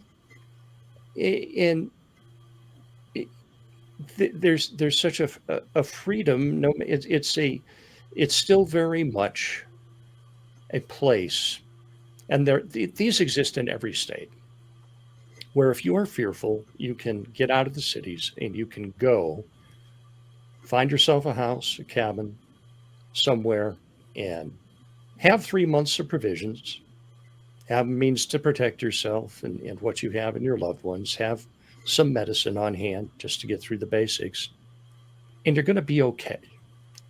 But no matter how much preparation you do, if you don't know who you are, if you don't know the destiny of your soul, there's no place that you can go and find peace.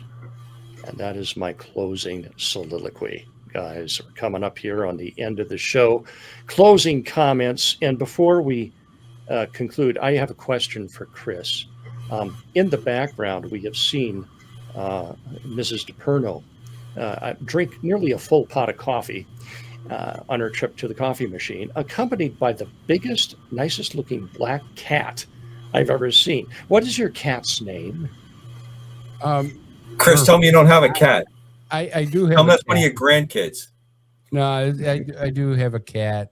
I can't stand the cat. It's Is that the name of the cat? I can't stand the cat. That's kind of an unusual name. I look at that thing and it looks at me and I go, okay, one of us are going to leave this house sooner or later. And sometimes I think it's going to be me. So, I mean, the cat's name is Murphy, and my wife actually found it almost frozen in our driveway and adopted it. And my Puggle and my other cat couldn't get along with it, but we kept it anyway. So, oh well, looks like a very nice cat. And from you, Mr. Dector, Well, Gosh, good with you. I've got two cats, and my son is going in the military in a few weeks, and he's trying to get us to take his. And I just don't want to be one of those old people with a house full of cats. And no, I don't. Embrace it, embrace it, brother. That cat's coming to you from God. Sorry, telling you right now. Don Ecker, we have heard the vocalizations of your canine friends occasionally through this broadcast. And do you have any closing thoughts for us this evening? Well, her name is Ms. Bailey. She is a purebred beagle. She's my baby doll, by the way, and my wife's baby doll. But she feels it's her sworn duty to let us know whenever a truck passes the house, like Prime from Amazon or UPS, and when we have ladies that have several dogs that every day walk around the house or up the road and around the house. And Bailey feels it's her duty to let them know she's here, alive and well. And come on down. I think I'd like to bite you. So, I mean, there's that. So other than that, this week is going to be a good one. We're going to get some real summer weather. It's only going to be another week or two, and it's going to be the first official days of spring. So I think things are moving along quite nicely right now. Commander Cobra, you have perhaps the most aptly named pig that I have ever seen. Zeppelin. Yes. Zeppelin, yes. Yeah. And imagine. As soon as we are done with this show, I have to get down and tuck him in bed and put his covers on and get him all set for bed. Listen, starting with our Orb of Destruction, Guardian Angel, and the rest of you. I love you guys. It's been fun getting this thing back online and developing our show. I want to tell the audience, the greatest on the planet, and we are going to try to do live shows, but our schedules just don't allow us to go back to full-time live shows every week. But maybe we'll have some fun twists ahead that are coming when we do the live show. I don't want to give anything away, but we're working on some stuff in the background that might make it extra special. You'll be announced. We have a great team behind us that are putting out important stuff. And at the end of all of this, I say it all the time, God's peace, surpassing all knowledge and understanding. But I really thank the audience for hanging in, for the kind words, the really good critiques, the stuff that they want to see changed. And I just enjoy, as Don always says, I love getting together with you guys. I wish Amanda would come on a little bit more. We're going to pull her in, I think, for a little live activity in the future on shows. She needs to show up a little bit. She puts great commentary for the audience that can't see when we're putting the show together. But when we do a live show, they might be able to enjoy some of that. So thank you very much for coming together and doing this once again. Commander, are you getting a new chair? I am going to try to get a new chair. Yeah, this is the chair that I believe. The Orb of Destruction sent that to me earlier. And we're in a bidding war right now between her and I, who's going to get that chair. Actually, I think she would look better in that chair. I think she'd look good in any chair. I mean, I agree. She would look good in any chair. No doubt about that. But I think she would look exceptionally good in that chair. Well, gentlemen, it has been a wonderful experience again. Thank you all for your participation. I will not be with you for the next two shows. I am having my shoulder replaced, which is going to be an adventure I am sort of looking forward to. Don't let him put any chips in you. God, you're going to be a Cyberdyne System 101 too. That's what I'm thinking, Don. I think you're reading my mind here. Yeah, 2 knees, 2 hips, and now a shoulder. It's a very aggressive form of osteoarthritis, and the Space Brothers can't get here with a cure fast enough. But in any case, again, thank you all for joining us. Guys, take care. I'll be back around when I can. God bless, and we'll see you next time around.